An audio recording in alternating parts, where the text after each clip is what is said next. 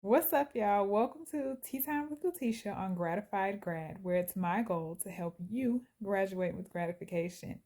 Once again, coming back with this Black History Month series where we are listening to Black philosophers and their words and how they have influenced the culture or how they are attempting to put us up on game if we read and listen to their words of wisdom. Today's tea while we drink, today's tea while we listen to Bell Hooks or listen to an excerpt from Bell Hooks' All About Love, New Visions, is a flavored tea. This is a cinnamon, organic baked cinnamon apple. It really does taste like apple pie. Although I'm not too much of a fan of this kind of tea because it does have flavors that they added to it to make it taste a little more but it's still a pretty good herbal tea. It has rooibos, cinnamon, dried apples, chamomile, and then of course their secret is they have other natural flavors in here. But it's a pretty good tea, though not the best. And so with that, let's get right into the excerpt. Excerpt from All About Love by Bell Hooks, read by Letitia Franklin. Chapter 1, Clarity, Give Love Words. Open quote. As a society, we are embarrassed by love. We treat it as if it were an obscenity. We reluctantly admit to it. Even saying the word makes us stumble and blush. Love is the most important thing in our lives, a passion for which we would fight or die, and yet we are reluctant to linger over its names. Without a subtle vocabulary, we can't even think or talk about it directly. End quote, by Diane Ackerman. The men in my life have always been the folks who are wary of using the word love lightly. They are wary because they believe women make too much of love, and they know that what we think love means is not always what they believe it means. Our confusion about what we mean when we use the word love is the source of our difficulty in loving. If our society had a commonly held understanding of the meaning of love, the act of loving would not be so mystifying. Dictionary definitions of love tend to emphasize romantic love, defining love first and foremost as profoundly tender, passionate affection for another person, especially when based on sexual attraction. Of course, other definitions let the reader know one may have such feelings within a context that is not sexual. However, deep affection does not really adequately describe love's meaning. The vast majority of books on the subject of love work hard to avoid giving clear definitions.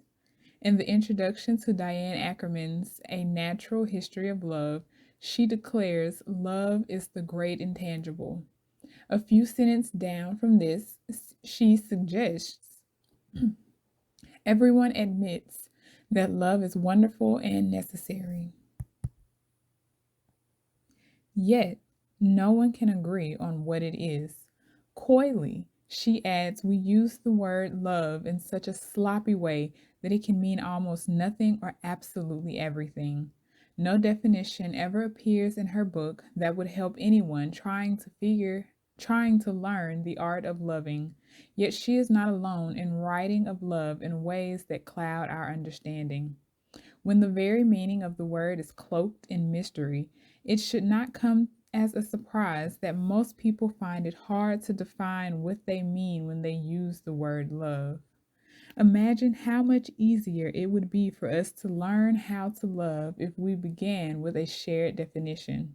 The word love is most often defined as a noun, yet all the most astute theorists of love acknowledge that we would all love better if we used it as a verb. I spent years searching for a meaningful definition of the word love and deeply relieved when I found one in psychiatrist M. Scott Peck's classic self-help book, The Road Less Traveled, first published in 1978. Echoing the work of Erich Fromm, he defines love as the will to extend oneself for the purpose of nurturing one's own or another's spiritual growth. Explaining further, he continues, love is as love does. Love is an act of will, namely both an intention and an action. Will also implies choice. We do not have to love. We choose to love. Since the choice must be made to nurture growth, this definition counters the most widely accepted assumption that we love instinctually. Everyone who has witnessed the growth process of a child from the moment of birth on sees clearly that before language is known, before the identity of caretakers is recognized, babies respond to affectionate care. Usually they respond with sounds or looks of pleasure. As they grow older, they respond to affectionate care by giving affectionate cooing at the sight of a welcomed caretaker. Affection is only one ingredient to love. To truly love, we must learn to mix various ingredients: care, affection, recognition, respect, commitment, and trust, as well as honest and open communication. Learning faulty definitions of love when we are quite young makes it difficult to be loving as we grow older. We start out committed to the right path but go in the wrong direction. Most of us learn early on to think of love as a feeling. When we feel deeply drawn to someone, we connect with them. That is, we invest feelings or emotion in them. That process of investment, wherein a loved one becomes important to us, is called cathexis. In his book, Peck rightly emphasizes that most of us confuse cathecting with love. We all know how often individuals connect to someone through the process of cathecting, insist that they love the other person even if they are hurting or neglecting them. Since their feeling is that of cathexis, they insist that what they feel is love. When we understand love as the will to nurture our own or another's spiritual growth, it becomes clear that we cannot claim to love if we are hurtful or abusive. Love and abuse cannot coexist. Abuse and neglect are, by definition, the opposites of nurturance and care. Often we hear of a man who beats his children and wife and then goes to the corner bar and passionately proclaims how much he loves them. If you talk to the wife on a good day, she may also insist that he loves her despite his violence. An overwhelming majority of us come from dysfunctional families in which we were taught we were not okay, where we were shamed, verbally and or physically abused, and emotionally neglected, even as we were taught to believe that we were loved. For most folks, it is just too threatening to embrace a definition of love that would no longer enable us to see love as present in our families. Too many of us need to cling to a notion of love that either makes abuse acceptable or at least makes it seem that whatever happened was not that bad. Raised in a family in which aggressive shaming and verbal humiliation coexisted with lots of affection and care, I had difficulty embracing the term dysfunctional. Since I felt and still feel attached to my parents and siblings, proud of all the positive dimensions of our family life, I did not want to describe us by using a term that implied our life together had been all negative or bad. I did not want my parents to think I was disparaging them. I was appreciative of all the good things that they had given in the family. With therapeutic help, I was able to see the term dysfunctional as a useful description and not as an absolute negative judgment. My family of origin provided, throughout my childhood, a dysfunctional setting, and it remains one. This does not mean that it is not also a setting in which affection, delight, and care are present. On any day in my family of origin, I might have been given caring attention wherein my being a smart girl was affirmed and encouraged. Then, hours later, I would be told that it was precisely because I thought I was so smart that I was likely to go crazy and be put in a mental institution where no one would visit me. Not surprisingly, this odd mixture of care and unkindness did not positively nurture the growth of my spirit. Applying Peck's definition of love to my childhood experience in my household of origin, I could not simply describe it as loving. Pressed in therapy to describe my household of origin in terms of whether it was loving or not, I painfully admitted that I did not feel loved in our household, but that I did feel cared for. And outside my household of origin, I felt genuinely loved by individual family members like my grandfather. This experience of genuine love, a combination of care, commitment, trust, knowledge, responsibility, and respect, nurtured my wounded spirit and enabled me to survive acts of lovelessness. I am grateful to be raised in a family that was caring and strongly believed that had my parents been loved well by their parents, they would have given that love to their children. They gave what they had been given: care. Remember, care is a dimension of love, but simply giving care does not mean we are loving. Like many adults who were verbally and or physically abused as children, I spent a lot of my life trying to deny the bad things that had happened, trying to cling only to the memory of good and delicious moments in which I had known care. In my case, the more successful I became, the more I wanted to cease speaking the truth about my childhood. Often, critics of self help literature and recovery programs like to make it seem that far too many of us are eager to embrace the belief that our families of origin were, are, or remain dysfunctional and lacking in love. But I have found that, like myself, most people, whether raised in an excessively violent or abusive home or not, shy away from embracing any negative critique of our experiences.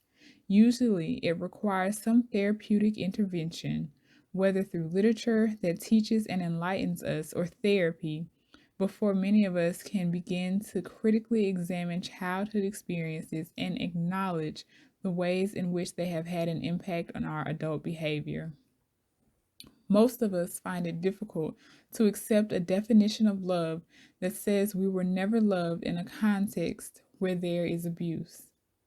Most psychologically and or physically abused children have been taught by parenting adults that love can coexist with abuse, and in extreme cases that abuse is an expression of love. This faulty thinking often shapes our adult perceptions of love. So that just as we would cling to the notion that those who hurt us as children loved us, we try to rationalize being hurt by other adults by insisting that they love us. In my case, many of the negative shaming practices I was subjected to in childhood continued in my romantic adult relationships. Initially, I did not want to accept a definition of love that would also compel me to face the possibility that I had not known love in the relationships that were the most primary to me. Years of therapy and critical reflection enabled me to accept that there is no stigma attached to acknowledging a lack of love in one's primary relationships. And if one's goal is self recovery, to be well in one's soul, honestly and realistically confronting lovelessness is part of the healing process. A lack of sustained love does not mean the absence of care, affection, or pleasure. In fact, my long term romantic relationships, like the bonds in my family, have been so full of care that it would be quite easy to overlook the ongoing emotional dysfunction. In order to change the lovelessness in my primary relationships, I had to first learn the meaning of love, and from there learn how to be loving. Embracing a definition of love that was clear was the first step in the process. Like many who read The Road Less Traveled again and again, I am grateful to have been given a definition of love that helped me face the places in my life where love was lacking. I was in my mid 20s when I first learned to understand love as the will to extend oneself for the purpose of nurturing one's own or another's spiritual growth. The lack of ongoing public discussion and public policy about the practice of love in our culture and in our lives means that we still look to books as a primary source of guidance and direction.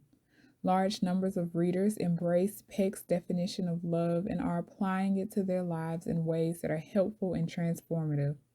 We can spread the word by evoking this definition in day to day conversations, not just when we talk to other adults, but in our conversations with children and teenagers. When we intervene on mystifying assumptions that love cannot be defined by offering workable, useful definitions, we are already creating a context where love can begin to flourish.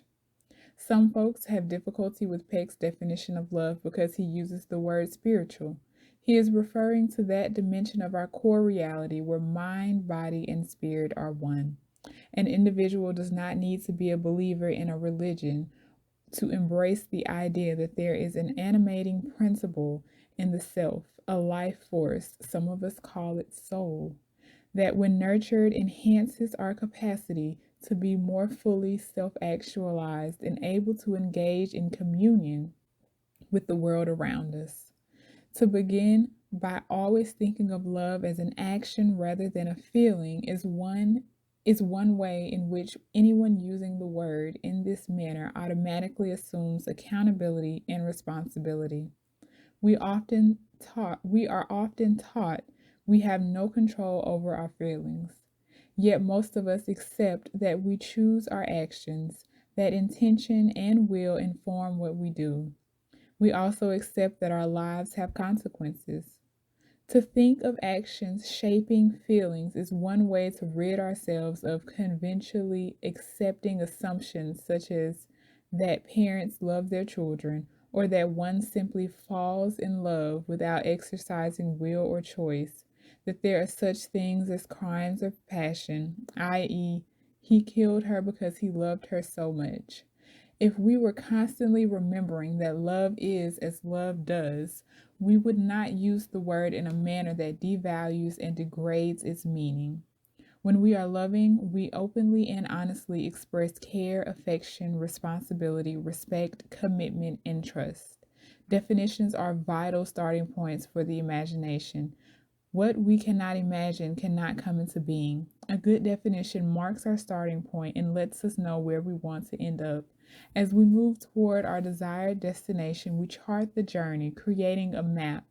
We need a map to guide us on our journey of love, starting with the place where we know what we mean when we speak of love. So I thought that that was a lovely way to spend Valentine's Day doing yoga to the insightful words of Bell Hooks. I would highly recommend going and purchasing the book. It's actually one of three. It's a series about love. Bell Hooks' thing was how do we express love in the Black community? Not even just in the Black community. How do we express love in society? And I think she raised some very interesting and hard to swallow truths in the excerpt that I just read. I will actually share something here that it's not just Black people that experience what Bell Hooks describes here. And so I think that the more we educate ourselves, the more we read, the more we gain knowledge, the more equipped we are to then move beyond where our ancestors were able to go. I hope y'all enjoyed this little clip. Let me know in the comments if you want to know any other excerpts or hear from any other people. And I hope that this is information that you can take that will help you graduate with gratification. See ya.